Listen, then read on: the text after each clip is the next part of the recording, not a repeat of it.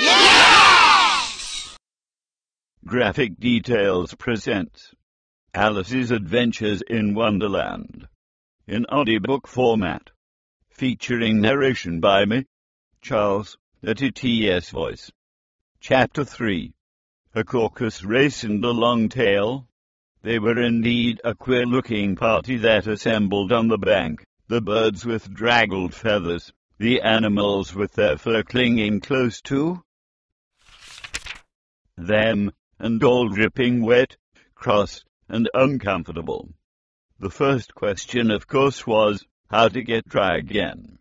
They had a consultation about this, and after a few minutes it seemed quite natural to Alice to find herself talking familiarly with them, as if she had known them all her life. Indeed, she had quite a long argument with the lorry, who at last turned sulky, and would only say, "I am older than you, and must know better," and this Alice would not allow without knowing how old it was, and, as the lorry positively refused to tell its age, there was no more to be said. At last the mouse, who seemed to be a person of authority among them, called out, "Sit down, all of you, and listen to me. I'll soon make you dry enough." They all sat down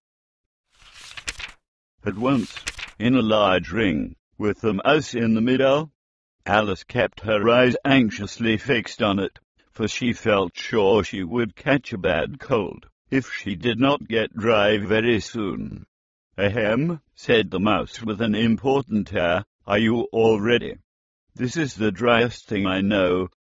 Silence all round, if you please." William the Conqueror, whose cause was favoured by the Pope, was soon submitted to by the English, who wanted leaders, and had been of late much accustomed to usurpation and conquest. Edwin and Morcar, the Earls of Mercia and Northumbria. "Ugh," said the lorry, with a shiver. "I beg your pardon," said the mouse, frowning, but very politely. "Did you speak?" "Not I," said the lorry hastily. "I thought you did," said the mouse. "I proceed." Edwin and Morcar, the Earls of Mercia and Northumbria, declared for him, and even Stigand, the patriotic Archbishop of Canterbury, found it advisable. "Found what?" said the duck. "Found it," the mouse replied rather crossly. "Of course you know what it means." "I know what it means well enough, when I find a thing," said the duck. "It's generally a frog or a worm. The question is, what did the Archbishop find?" The mouse did not notice this question, but hurriedly went on. "Found it advisable to go with Edgar Atheling to meet William, and offer him the crown." William's conduct at first was moderate, but the insolence of his Normans— "How are you getting on now, my dear?" it continued, turning to Alice as it spoke. "As wet as ever," said Alice in a melancholy tone. "It doesn't seem to dry me at all." "In that case," said the dodo solemnly, rising to its feet, "I move that the meeting adjourn, for the immediate adoption of more energetic remedies." "Speak English," said the eaglet. "I don't know the meaning of half those long words, and, what's more, I don't believe you do either." And the eaglet bent down its head to hide a smile. Some of the other birds tittered audibly. "What I was going to say," said the dodo in an offended tone, "was that the best thing to get us dry would be a caucus race." "What is a caucus race?" said Alice. Not that she wanted much to know, but the dodo had paused, as if it thought that somebody ought to speak, and no one else seemed inclined to say anything. "Why," said the dodo, "the best way to explain it is to do it. And, as you might like to try the thing yourself some winter day, I will tell you how the dodo managed it. First it marked out a race course, in a sort of circle. The exact shape doesn't matter, it said, and then all the party were placed along the course, here and there. There was no 1, 2, 3, and away, but they began running when they liked, and left off when they liked, so that it was not easy to know when the race was over. However, when they had been running half an hour or so, and were quite dry again, the dodo suddenly called out, "The race is over," and they all crowded round it, panting, and asking, "But who has won?" This question the dodo could not answer without a great deal of thought, and it sat for a long time with one finger pressed upon its forehead, the position in which you usually see Shakespeare in the pictures of him, while the rest waited in silence. At last the dodo said, "Everybody has won, and all must have prizes." "But who is to give the prizes?" quite a chorus of voices asked. "Why, she, of course," said the dodo, pointing to Alice with one finger, and the whole party at once crowded round her, calling out in a confused way, "Prizes! Prizes!"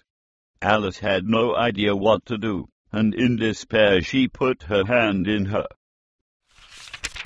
pocket and pulled out a box of comfits. Luckily the salt water had not got into it, and handed them round as prizes. There was exactly 1 apiece all round. "But she must have a prize herself, you know," said the mouse. "Of course," the dodo replied very gravely.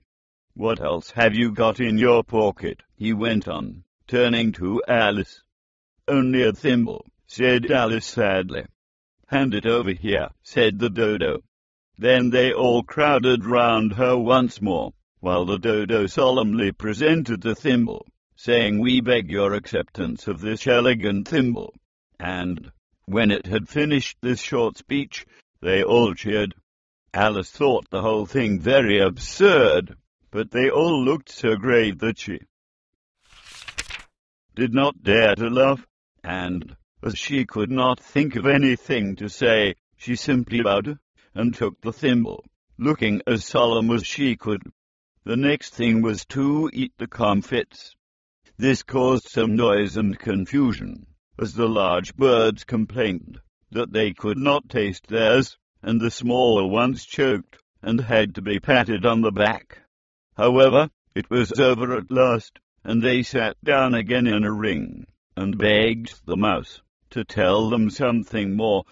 "You promised to tell me your history, you know," said Alice, "and why it is you hate C&D, she added in a whisper, half afraid that it would be offended again. "Mine is a long and a sad tale," said the mouse, turning to Alice and sighing. "It is a long tale." "Certainly," said Alice, looking down with wonder at the mouse's tail. "But why do you call it sad?" And she kept on puzzling about it, while the mouse was speaking, so that her idea of the tale was something like this. Fury said to a mouse that he met in the house, "Let us both go to law. I will prosecute you. Come, I'll take no denial. We must have a trial. For really this morning I've nothing to do." Said the mouse to the cur, "Such a trial, dear sir, with no jury or judge, would be wasting our breath." "I'll be judge, I'll be jury," said cunning cold Fury. "I'll try the whole cause, and condemn you to death." "You are not attending," said the mouse to Alice severely. "What are you thinking of?" "I beg your pardon," said Alice very humbly. "You had got to the 5th bend, I think." "I had not," cried the mouse, sharply and very angrily. "Not," said Alice, always ready to make herself useful, and looking anxiously about her. "Oh, do let me help to undo it." "I shall do nothing of the sort," said the mouse, getting up and walking away. "You insult me by talking such nonsense." "I didn't mean it," pleaded poor Alice. "But you're so easily offended, you know." The mouse only growled in reply, "Please come back and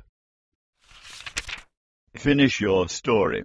Alice called after it, and the others all joined in chorus. "Yes, please do." But the mouse only shook its head impatiently, and walked a little quicker. "What a pity it wouldn't stay," sighed the lorry, as soon as it was quite out of sight. And an old crab took the opportunity of saying to her daughter, "My dear, let this be a lesson to you never to lose your temper." "Hold your tongue, Ma," said the young crab, a little snappishly. "You're enough to try the patience of an oyster. I wish I had our Dinah here." "I know I do," said Alice aloud, addressing nobody in particular. She'd soon fetch it back. "And who is Dinah, if I might venture to ask the question?" said the lorry. Alice replied eagerly, for she was always ready to. "I'm sure she's the best cat in the world. Oh, my dear Dinah, I wonder if I shall ever see you any more." And here poor Alice began to cry again, for she felt very lonely and low-spirited. In a little while, however, she again heard a little pattering of footsteps in the distance, and she looked up eagerly, half hoping that the mouse had changed his mind and was coming back to finish his story. That concludes the chapter. Oh my ears and whiskers, look how late it's getting. I hope you enjoyed the story, but I must run along now. Bye-bye, dear.